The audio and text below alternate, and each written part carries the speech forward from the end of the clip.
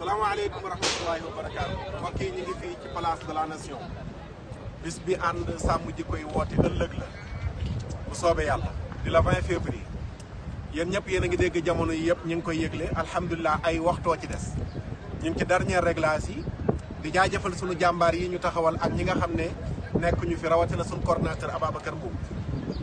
paas yaa ngi ñëw ñu ngi takk siège yaa ngi ñëw ñu ngi rangelé li bis bi laaj yëpp ëllëg incha allahu taala fas yéene nañu matal li ci mujjoon ñu ko doon nekk mooy këyit bii ma yor muy autorisation bi xam ngeen ne ànd sàmm jikko yi ba nu dooree ba léegi lépp lu ñuy def li yoonu réew mi laaj dañ ciy jéem a tënk alhamdulilah matul waxtu woo nañ ñu ne ñu autorisation bi génn na jëli nañ ko ñëw na kon li ci des yéen ñi may seetaan la yéen ñi jotoon ci xibaar bi la ngir ëllëg ak jàmm kenn bañ a des góor ak jigéen mag ak ndaw amul ngànt na ñëpp ñëw fii ci place de la nation ñu taxaw ngir wan àdduna bi ne leen bëgguñu ngóor jigéen waaye loi bi ñu yóbbu assemblée nañ ko voté na mu gën a gaawee.